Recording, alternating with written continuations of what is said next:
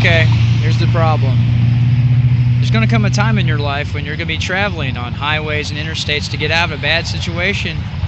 There aren't going to be any food because you won't have any access to it, especially in a city. You live out here in the suburb area. You're going to be unemployed for a couple months and you don't meet the qualifications for any of the, we'll just say, handout stuff. So what I thought would be an interesting idea is when you're traveling, especially during the end of June and July here in the central area called the Ozarks, some of the last untampered with, well, I shouldn't say untampered with, because as you see behind me and here behind me, there's traffic. But as one of the fruits of survival that I use when I can't, be civil, which is the bumper sticker and stickers you see all over every place here. Be civil. I don't want to be. You're going to need access to fruits. You're going to need access to food. We've been picking the raspberries, the black raspberries, what they call it here in Missouri. But there's another berry that's a little bit of a secret weapon that we use, especially me. It's called the Grausberry. Okay, it grows. As you can see, I'm next to a highway. This is highway, actually, believe it or not. It's not an interstate. It has about as much traffic as the interstate does.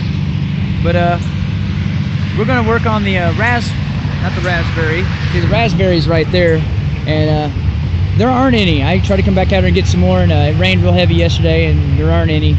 Those are still in process. Okay, so we are not going to be able to eat those. You can eat the leaves too, but they're a little out of season because they're not done yet. So I would like to draw your attention to good old Grausberry. As you can tell, I know I did this last year, but this camera seems to have a little bit better footage. Excuse me. There it is. That's what it looks like. Once again, I have my container around my neck and I'm ready to go. So just put your lid in the pocket, all right? I'll define this. Scientific names, I believe it's called a Rybex. Around here we call it a Grausberry. The locals call it a Gooseberry. But I call it a grouse because that was the original Dutch translation.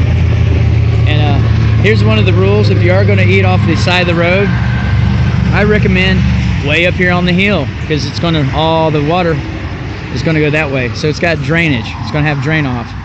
But down through here, I've been here 3 years off and on in this area. So I know the area pretty decently. And as you can tell, this plant itself, as you look at it here, it's got thorns on it, okay? So it's a thistle, remember? Fruits, herbs, thorns, thistles, right? So we got thorns and thistles, thorns basically. So all you guys who want to throw Bible Genesis stories at me, you weren't being punished, you just got extra 2 more choices you can choose from. That's what it looks like. As you can tell, it has a looks like a little marble or a pearl. 2 little veins on the bottom of it. The idea color is right there. Okay. It does get sweet. Don't get them green. It ain't worth it. They taste funky. You can eat them. They do get sweet. And I've ate these last year. I didn't know about them. A local turned me on to them, and she made some muffins out of them. But I didn't know about these because they don't exist where I live. Grew up in Texas. So when I did my journey from Texas to Iowa, I went to Iowa and came back. That's what I do. I find new plants that I'm not, have any experience with. So this is called the gooseberry, if you want to use English. And then Grausberry, that's the Dutch Prussian terminology. I'm sure there's a couple other ones, but scientifically, I did some research on it this last week. It's called a Rybex. I think that's how you pronounce it. I wrote it down, but we had a flood yesterday, and I was doing skywarn spotting, and it got wet. It was on a piece of paper, so you're just going to have to deal with it. And I'm hungry, so I'm not going to go to the library, then hike 4 miles all the way back over here. That's stupid. Okay, so this is what they look like. Well, I'll give you an overview of what the bush looks like as a whole from a distance. That's about normal for how I find them. It's a bush. It's a shrub of some sort. We'll check the leaves out. Okay, that's what they look like. The bottom is not white, even though this is a native plant, sort of. And it's kind of white. Kind of waxy, feeling maybe a little bit of hair on there, but one of the definite ways you can tell it has a thorn on it. It's considered a rose, actually. They consider this some kind of a rose bush. Okay, so it's like a roseberry. Hey, wait a minute, I have heard of that. They had those in Texas, but I've never seen one. I mean, I've looked all over the place. I've hiked all over East Texas. I've never seen one of these. So this is what we're dealing with. And these are pretty good specimens right here. And there's a lot of them here. So I'm probably going to clean house on these today and tomorrow. But these don't do like the raspberries do. They don't, you know, the worm problem, not a problem. Raspberries, they rot real fast. They get wormy. These, like I said, they're like pearls. They feel like little, you know, hard grapes. Smash one open. Let's look. Ugh. That's what it looks like on the inside of it. Looks like a plum.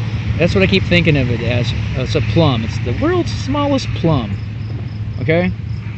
So we're going to collect these. We'll divvy up our score when we get done. And but I looked it up scientifically. They call it a Rybex. It's known as a Roseberry, Grausberry, Gooseberry. And so when you're traveling, you get in a survival situation, or you're not even that. Maybe just, hey, I seen these bushes. They look pretty decent. You know, that's what they look like. Some people think these are noxious bushes. They're on the noxious weed of the week, as usual. I did research on that one. Yes, it is a noxious weed, but it's not a weed. It's a shrub. It's a bush. You know what I'm saying? It's a rose bush. And I did see flowers on it, but there you go. So they're plums. It's the world's smallest plum, basically, and it's a rose. There you go, roseberry. So with that, I'll continue picking some more of these, and we'll divvy up this a little bit later.